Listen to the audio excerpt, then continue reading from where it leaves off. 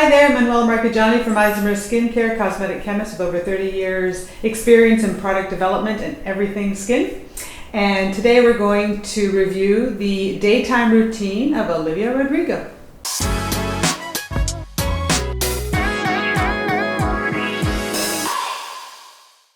Okay, first she starts with cleansing her skin. Well, first she starts with talking about taking gummies or having gummies in the morning. Again, I'm a big believer in food is medicine. And I'm sure that, as she said, she's been taking them for about a year. They're helping her, probably because as a teenager, your diet's not the best. And so just having that regular nutrition, even though it's probably too sugar coated, I'm not a big fan of supplements, but it's better than nothing. And especially if it makes you feel good and you have a routine, I think it's a step in the right direction, right? But if you can, get it with healthy food first and foremost. And then we go into cleansing. And I liked a lot of what she was talking about.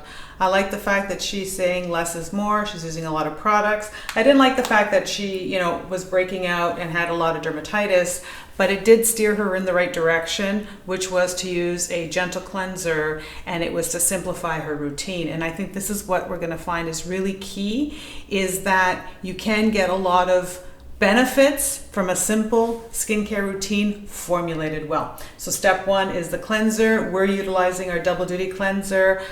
This is going to clean your skin without stripping your skin. And if you've got any kind of variances, dryness, reactive skin, cleansing, you must cleanse, but you also must be gentle with your skin. So let's move on to step two. Her next step is to utilize a Hyaluronic serum. Hyaluronic is really good, and how you use Hyaluronic is very important. So I like to see that it is after cleansing, and the skin should be a little bit wet, so don't have very dry skin when you're using the Hyaluronic. She's not putting it into the palm of her hands. She's dropping it onto her face, which is fine. You can do that as well. It kind of is fun. It creates a little bit of a routine. Don't let the dropper touch your skin, right? But this is a really good way, effective way of putting it on. With Hyaluronic, it's very important to use your Hyaluronic correctly. So cleanse your skin, make sure the skin is a little damp, put your Hyaluronic on, then follow up with your moisturizer. So Hyaluronic should be sandwiched in between products. That's the right way to use Hyaluronic.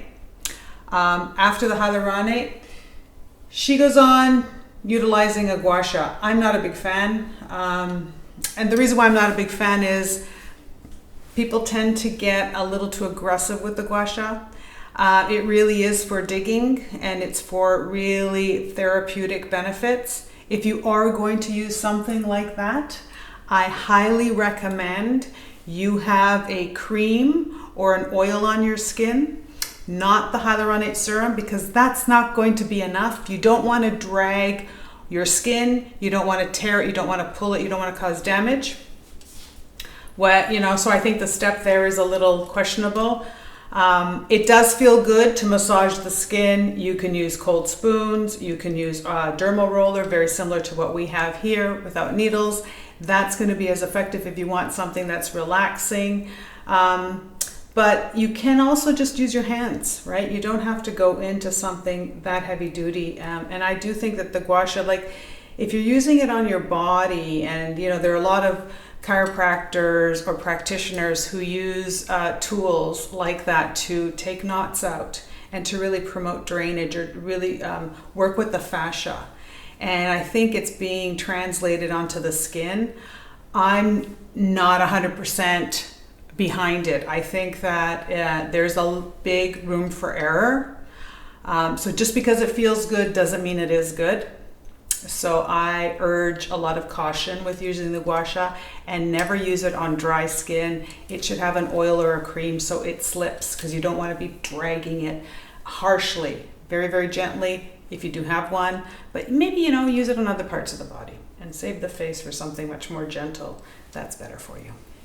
And another thing about the way she's using the Gua Sha, which really raises a lot of red flags for me, is she's taking it, for example, and then stopping here. She's taking it and stopping here. She's taking it, she's dragging and stopping. The idea is for lymphatic drainage. So when you're taking it and you're bringing it to this point, you have lymph nodes back here. You have area of circulation. So what you want to do, if you want to do that kind of massage, bring it across, maybe behind or to the ear, and then down the neck, and finish it off. Don't end here, okay? It's like taking something halfway and not taking it all the way. It's really not the right flow. That's the best way I can describe it. To get the better treatment, to get the better results, take it all the way through. So if you are going to do something like, even if you were going to use a roller, or if you follow any one of our massage routines, you're going to roll it out, then roll it down, right? Roll it down. Get this lymphatic area to drain it out. If you're going to bring it up to the temple, come down the hairline, behind the ears, and roll it down. Don't just stop like that. It's almost like an incomplete sentence. It's like a half movement. You want to finish the movement off, okay? Okay, then her next step is dealing with her lips. So she does a lip scrub, and she's saying that her lips are very peely. I hear that a lot from people, especially younger people who are on, if they're on vitamin A a lot, they find that their lips peel a lot, and that really refines. So if you're finding that your lips are really peely, either you're on a vitamin A product, or it just happens that that's the kind of lip you have. It feels like it's shedding all the time. Go ahead and exfoliate that lip area. Be gentle with the lip area. Don't be too harsh. I'm not a big, okay, so I'm really okay with the sugar scrub, because sugar is a little bit harsh and it is a little bit scratchy, but it does dissolve very quickly. So it's not going to be that bad, okay? So and don't really scrub the snot out of your lips. Just rub it a little bit and then rinse that off, and then put a lip balm on. She's putting a chapstick on. That's literally like just putting wax. So there is no added benefit except occlusive barrier. If you want to do a little bit more, she would even be ahead of the game if she put a little bit of the Hyaluronic serum from The Ordinary and then put the chapstick on, right? Let that absorb a little bit and then put it on, or put the BB cream on and then chapstick. She would be ahead of the game, because she would be putting in a humectant or a moisturizer and then sealing it in. Right now, what she's doing, she's just scrubbed her lips, and then she's just basically putting a lid on it with nothing really in there to hold the moisturization in. So that is just, food for thought right there. And then the final step that she's doing before she moves on to makeup is to utilize a BB cream. Really great idea. BB creams are really well formulated. BB creams are considered beauty bombs or blemish bombs. It was started out in Korea as a cold process. That's what BB creams are all about. It was about formulating in a cold process state to be able to create skincare with a lot of actives in it in a very simple base. So BB creams tend to have a lot of functionality.